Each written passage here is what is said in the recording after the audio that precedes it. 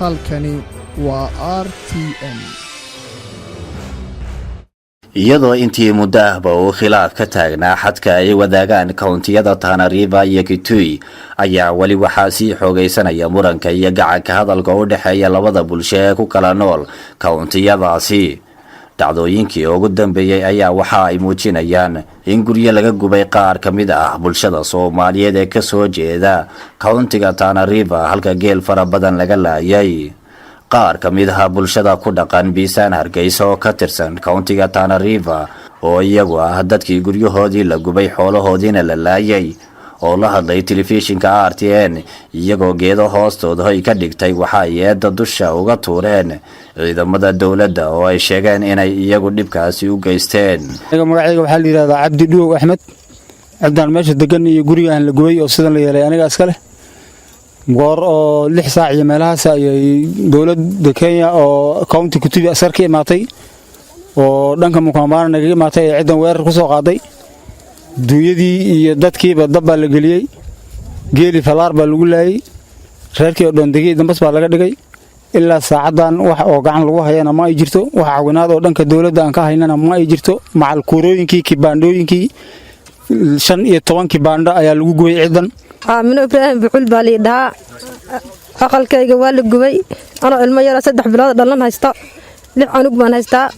gogol waxaan haystaa male baad waxaan haystaa male adduunyadayda way kala carartay marka caruurta uma gacanteeda ku soo hareen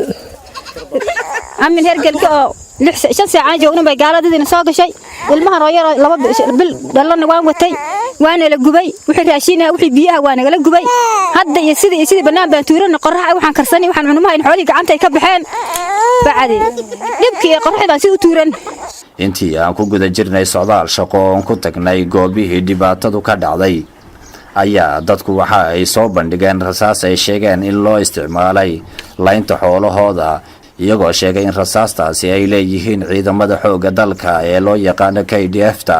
waxayna dawladda ka codsadeen inay gargaar la soo gaarto arrintaasna wax laga qabto. meeshan reerkii lagu gubay waa reerkay caruurtan la baabiyay iyo ciidan la dhumiyay ciidaydii way hantideydii iyo caruurteydii iyo xoolahayga idil dawladda askari baa noo imaaday waa wuxuu burburiyay wuxuu carre bay noqday xoolihii geel gacantu ka baxay wax la qashay iyo wax dhumo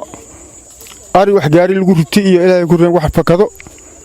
hadda caruurtii baan gacmaha haynaa guri ay galaan male meel ay istaagaan male waxay cabaan male waxay cunaan male wax dadkii wax lagu qaadayo male gaari ma haysano gaadiidkaanadii iyo wixii idilba turkay raaceen marka dawladda Kenya waxaan ka codsanaynaa meesha ayada ee dib weyn baa naga qabsaday dawladda inay meesha ayada gacan naga siiso oo naga soo gaarto. xildhibaanka degmada Burra ee countiga Tana River Cali Wariyow ayaa sheegay inay muhiim tahay in lala xisaabtamo labada gudoomiye ee dhanka nabadgelyada ee countiyada Tana River iyo Kitui iyo walibana wasiirka arrimaha gudaha amniga dalka Joseph Nkaseri isagoo tilmaamay inay iyagu qaadayaan mas'uuliyadaasi. indhaxuma inta aan aragnay nagu filan boundary dispute baa horaan jiray kadib waxa loo nala sheegay guri baa la gubay kadib haddana geel baa la dhameeyay kitaabo quraana la gubay saaka meejaasaan tagnay intaasoo neefoo geel oo la dilaan kor istaagnay aan tirinay 105 ay gaareen waan ka xunna kama filaynin dawla Kenya oo Afrikaan ama adduun sila inta dhan ku qaadi shacab oo meeja degan kama filaynin dawla Kenya arinta markay dhacdo waan ka xunna waxaan rabaa tilaabo in laga qaado Nkaseri iyo police command oo arinta ka shaqeeyay tilaabo in laga qaado oo ragga holahiis la laay compensation in loo suubiyo. There's no two way about it. This is infringement of human rights and we will sue these people. Nkaseri is not above the law. He cannot kill our animal. He cannot kill our animal at will. He's not above the law. We employed him, we vetted him, and we can bring him down. We can. dood baa ka dhaxeeyay ku saabsan Bunda Kitui iyo Tana River County ka dhaxeysa xuduud ka ku saabsan Tana River iyo Kitui marka ma ahayn maxaa weeye maxkamadan tagnay waa la yeeray cidi waxay hayaan inay miiska saareen ay ahayd ma aha intay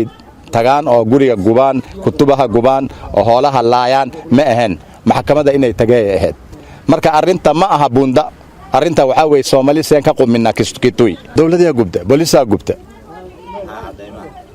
عدما waxaan ku tusnay risaastaan ku tusnay oo ku qoran KDF kutaabihi la gubaan ku tusnay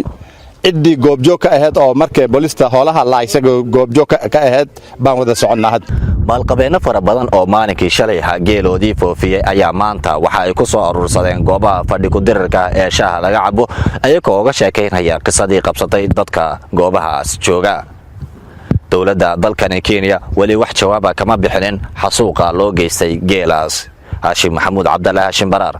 RTN TV countiga Tana River